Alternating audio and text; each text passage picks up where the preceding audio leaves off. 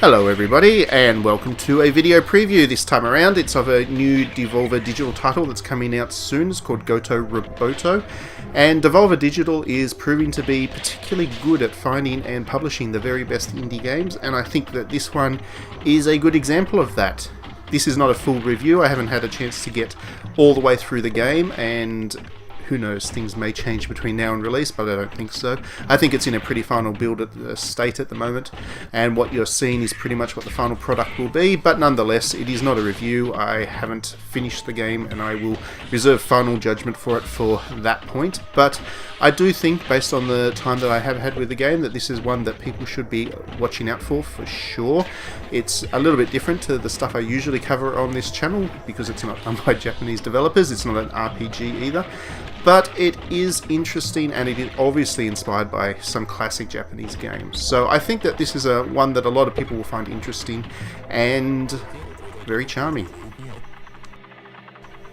So if you haven't figured that out already from the footage that you've already seen, this game is very heavily inspired by Metroid, particularly the early Metroid titles. I would say that the NES one, the Super NES one, and the Game Boy one would probably be the three biggest sources of inspiration for this particular game. And it really wears that inspiration on its sleeve, to the point where if you're just watching it for the first time, if you had just seen a couple of screenshots or a bit of video footage, you might think that it's a little bit derivative of the Metroid formula. It's a little bit too much of a homage, to the point that it doesn't really have any ideas of its own. But I don't think that's the case, actually. Once I started to play this, and at first I did think it was a little bit too Metroid-y for me. I'm not the world's biggest fan of Metroid or Metroidvanias in general.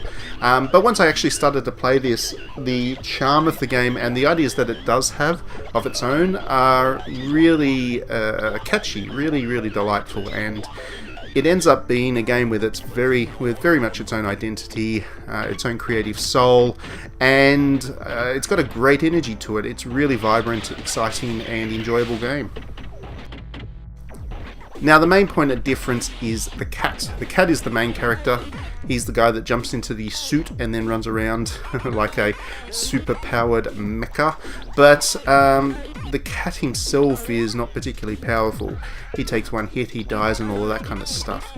And there are times where you need to jump out of the suit to have the cat run around, and it's in those moments that the game sort of separates itself a little bit from Samus, and it takes on an almost Blaster Master sensibility in that, I mean, for those of you who have played Blaster Master, you know you can jump in the tank and you can cruise around and feel pretty powerful about yourself, but then you can also jump out of the tank and wander around as a human, and there are times where the tank can't go places and you've got to go as the human.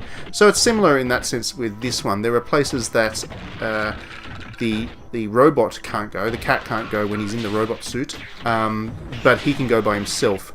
And he has a couple of tricks of his own. He's not able to fight, but he can do wall climbs, he can do swimming, he can do, he's very agile, he jumps very well. So those kind of different abilities help give the game a solid mix of play. Every time you change suit or jump into and out of the suit, you've got a different set of abilities to work with, and those kinds of features really help to give the game its vibrancy. It doesn't seem like it's the longest game in the world, must be said, but it's a very creative one, and it's always throwing you new things to look at and new things to do. It doesn't get itself bogged down by too much repetition, and one of the issues that I have with the Metroid formula, I guess, is the constant backtracking. I'm not a big fan of backtracking. I find that to be fairly arbitrary game design, and it kind of artificially lengthens the game. So the fact that this game doesn't do that is a nice touch. It flows nicely, it moves quickly, and it's very charming and very funny as well. As you can probably see from the video, the game is actually quite gorgeous. It uses the black and white aesthetic really nicely. It's got a very high level of contrast, and I do love my contrast in black and white imagery, and that gives it a kind of sinister air about it, and that's backed up with a really stunning soundtrack, which is very discordant in tone, and I like that. I think that it creates that space feel very nicely, and that sense of hostility and darkness about the world, which is exactly what you want, I guess, from a game that is heavily inspired by Metroid. And it's something that developers have traditionally struggled to really capture, but this game does it. And all of those things together make this game. It has great boss battles too, which you would have seen at the start of the clip. That was the very first boss. They're creative, they're enjoyable, they're funny, and they're entertaining. And on that basis, I think that this game is going to be one that I really love, even though I'm not the biggest fan of the genre. So stay tuned for my full review. Thanks for watching this, and I hope this game's on your radar if it wasn't already.